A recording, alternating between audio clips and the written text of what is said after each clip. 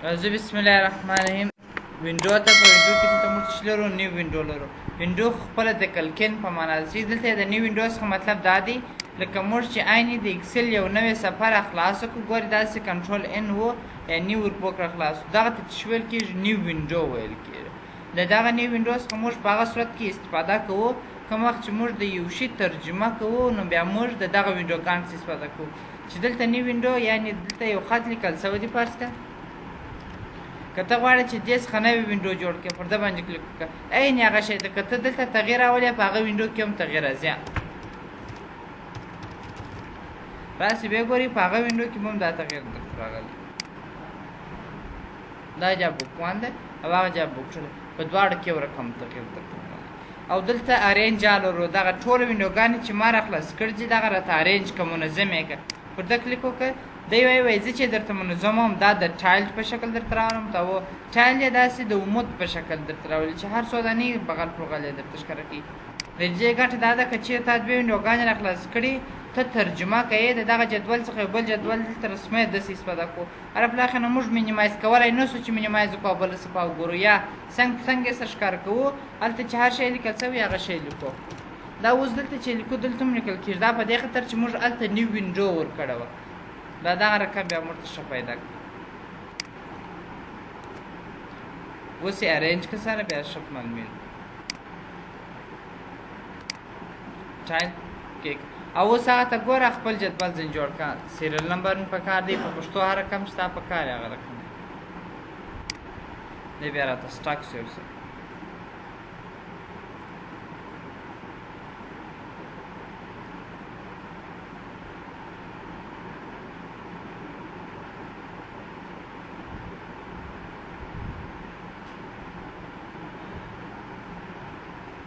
Control N, View Tab, Arranger. اوکې ګورئ دلته اوس دا جلا صفحه دا جلا ده. که ته دلته انټري کوې بس هلته بیا نه درته راځي. هلته ورته ګوره ترجمه هر شی چې تا کول دي بیا کوې. او بیا هم په ارینج حال کې دلته لرو هورزنټل، دا په هورزنټل سره راته منظم کړه، یعنې په افقي ډول. اوکې که دی بیا په افقي ډول درته منظم کړي. دا سیده په افقي ډول یې درته منظم. او که جوړ کړلی چې یا دا په ورټیکل په عمود ډول داسې عمود یې راته منظم کړه، عین یې لکه د ټایل په شکل داسې درته راولي. او اوس بیا ته کولی شي دا صفحه پورته وکښته هم کېدلی درسي.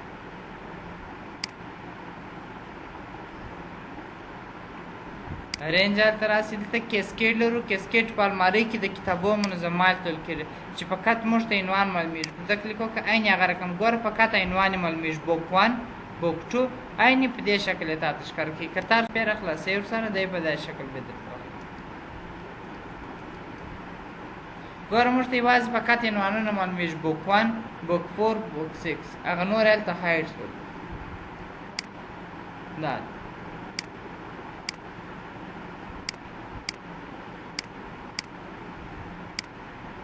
صحیح دی شکل.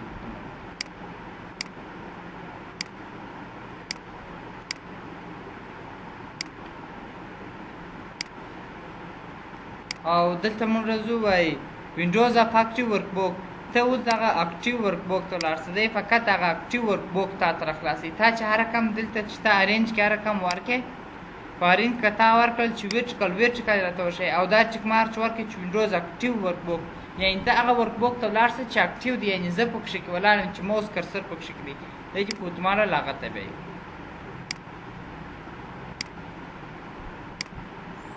او بل دلته موږ څه لرو فریز لرو. فریز خپله څه ته ویل کېږي دغه بله یې پلاره درته تکرار کړم. دا یو شی دلته ورسره راغلی دی هغه عباره خلاص.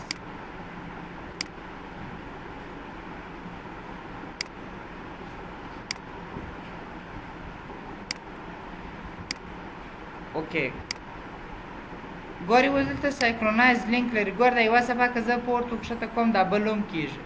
دا ځای کې تاسو ته پام شته ورته ګوره.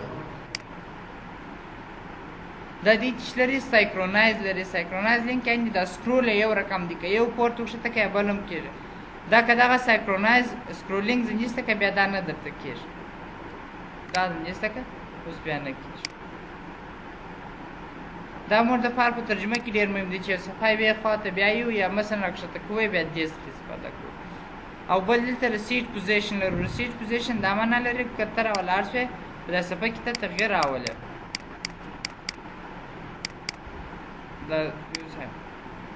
دا صفحه مثلا تا راوسته تغیر پشکې راوستی او ویو سایډ بای سایډ جوړ کړی وکړه. که غواړې چې بېرته هغه اولني حالت ته واړی پر ده کلیک وکړه بېرته اولني حالت ته وړي بینې په هغه سر کې چې ته دی داسې غټه کړې او سمې کړې دی بېرته هغه اولني حالت ته دلته راوړي.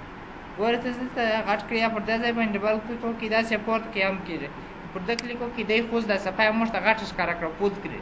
که غواړې چې بېرته هغه اولني حالت ته واړی پر سیټ وینډوز پوزیشن کلیک وکړه درته سمیږي. او دلته راځو فریز فین ته راځو. فریز خپله یې کولو ته ویل کېږي. فریز معنا یې ښه کول ډېر مهم دي. دا مثلا دلته راځو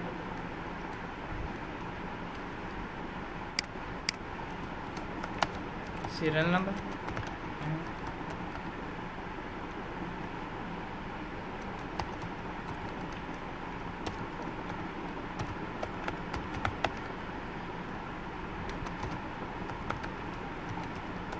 overtime.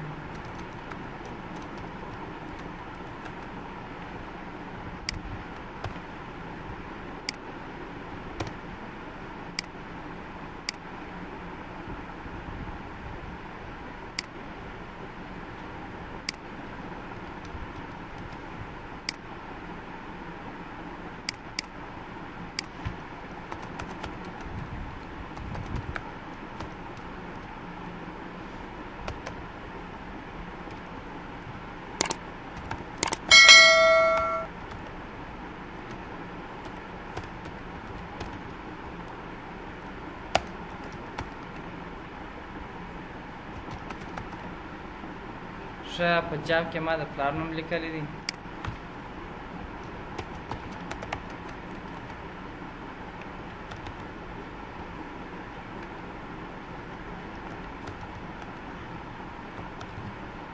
فرض کړه دوه پیسې دي. فرض کړئ چې دا جدول اوس ډېر غټ دی.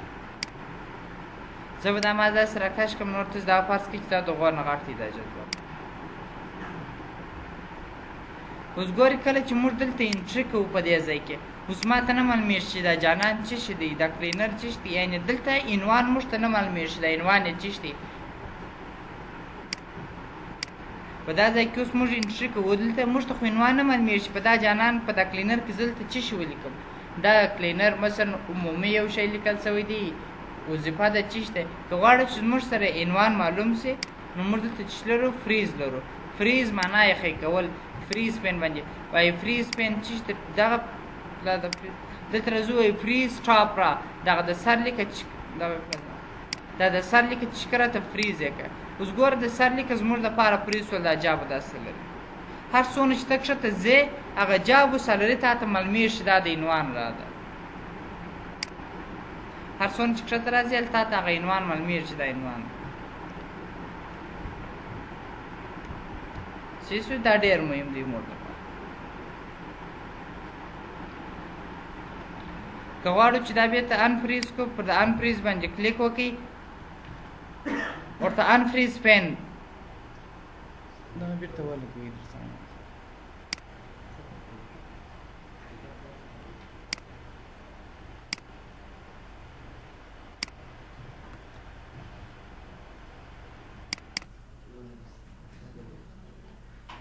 نو دلته موږ ته فریز لرو.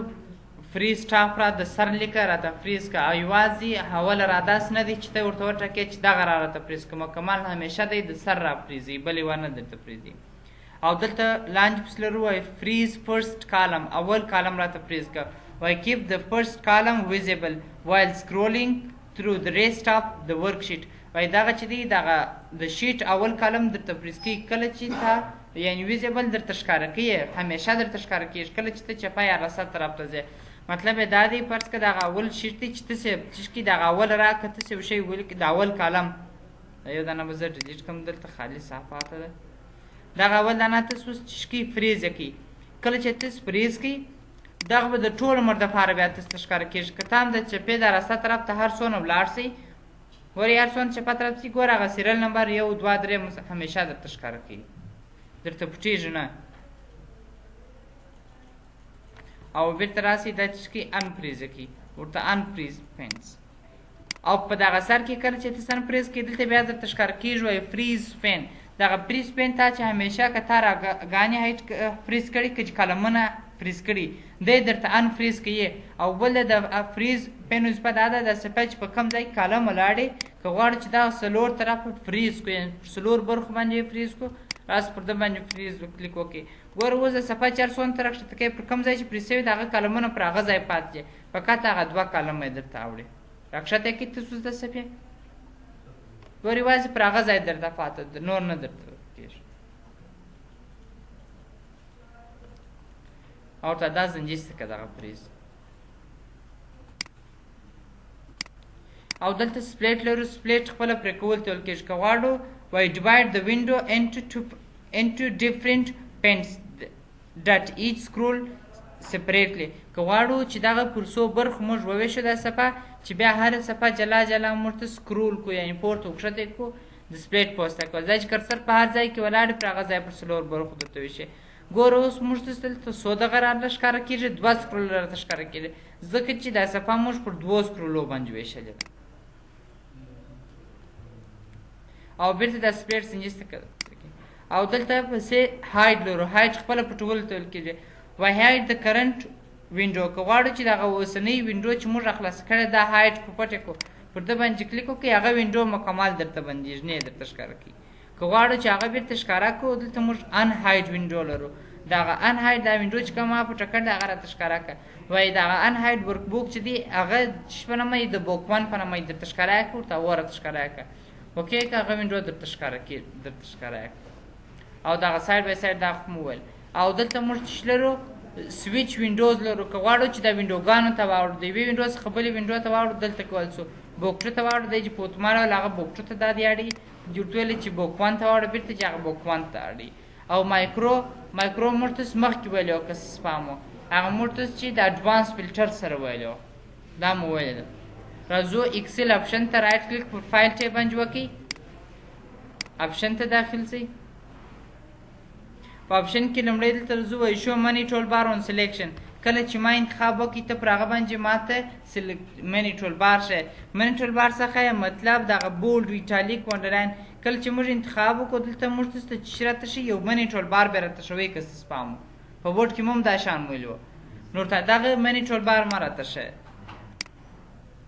دا ټک مارک زنجیز ته که بیا بیا نه درته ښیي. شو کویک انالایزز آپشن اون سلیکشن. کله چې ما سلیکشن وکړي او پر هغه باندې زه هغه دغه یې درته وښیم انالایز ټولز یې درته وښیم که نه درته وښیم ټول چې راته ویې درته ښیي که نه یې درته ښیي.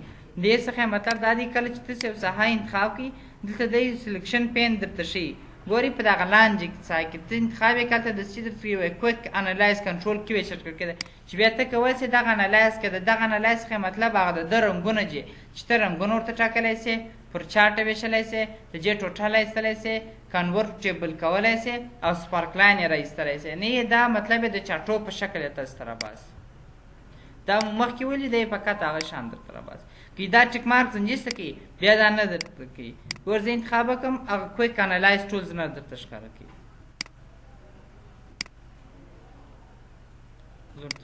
او پسې لرو وایي انیبل لایو پریویو.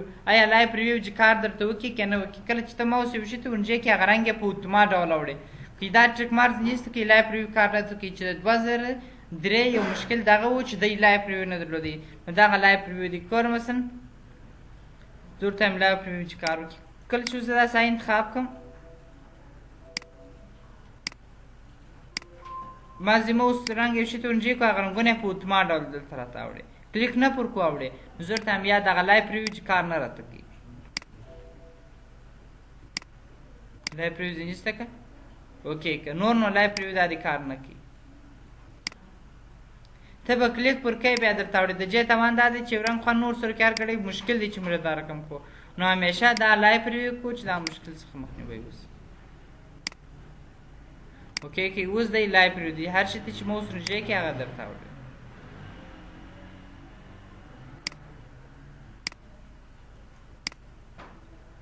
بس ته د نن لپاره دغه دا